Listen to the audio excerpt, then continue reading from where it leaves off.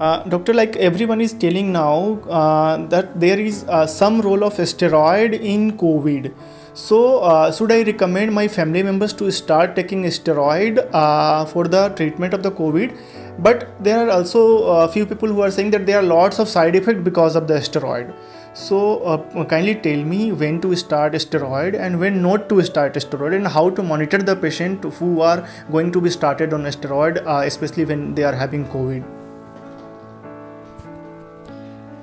Well, as far as steroids are concerned, COVID patients are definitely given steroid as a treatment of choice, but it is not for all patients that we start steroids, and the timing also varies in each patient. Steroids are basically given depending upon the kind of symptoms and if there is any flare in the symptoms during your disease process. So we need to understand one thing, that COVID basically it's a viral infection. So there is first phase of infection, which is basically the viral replication phase, and then we have one phase which is known as the basically immune activation phase. So during that immune activation phase, we basically have these antibodies which are formed inside our body, and our own immune system, it starts basically acting so much so that it starts destroying its own antibodies which are formed inside and starts harming our own body organs. So it's like kind of our own defense army which is formed. It starts fighting and it starts self-harming and destroying the own body system. So the steroid basically has a role during this second phase, which is the immune activation phase of the COVID. So the rough timings that we know, like it can vary. It's not like we have a typical phase duration of each described, but it varies. Generally what we have seen, that the first phase lasts for first 3 to 5 days, and it is followed by the second phase, which starts around 5th or the 7th day, and so on it goes.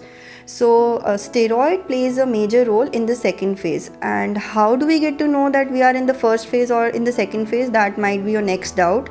So basically it's not possible as a layman or as a patient for you to judge in which phase you are. So you need definitely a consultation with your physician or your family doctor regarding the same.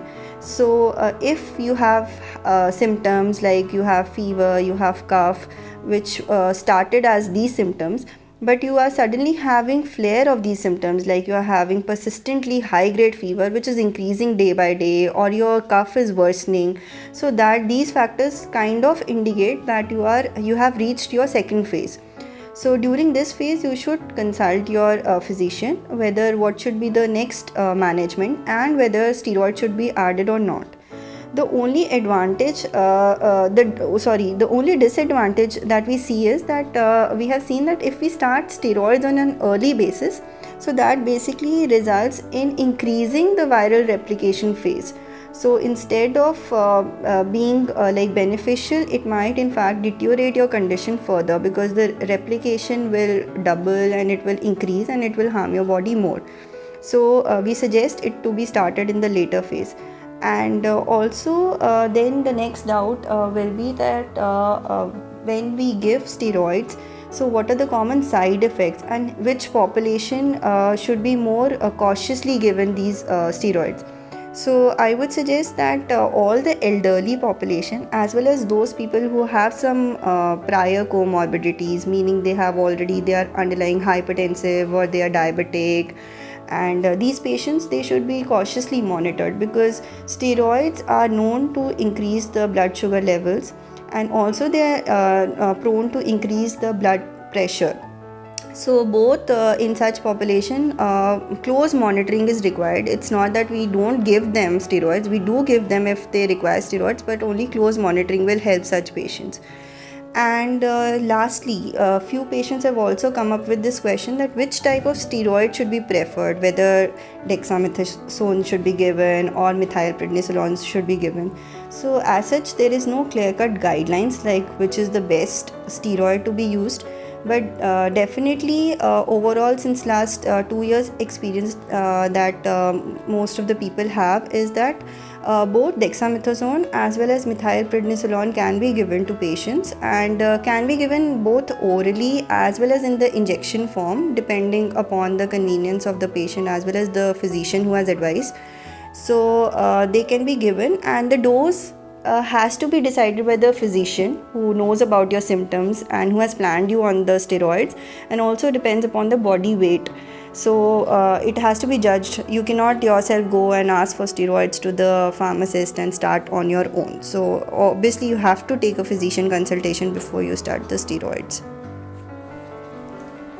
So like they say that steroid is a magic drug which can remove or which can get rid of all those symptoms. Definitely this is a magic drug, but the timing of institution of steroid is definitely detrimental. If we start early, then it will flare up our symptoms. It will increase the replication of the virus, and viruses will stay for the longer period in our body. And if it is delayed, then the hyperactivation of our immune system is going to harm our body. So correct timing of the institution of steroid is definitely detrimental, and that is going to really be very much helpful. And like you also recommend that the timely institution of steroid can definitely prevent us from the hospitalization or the occurrence of the severe side effects.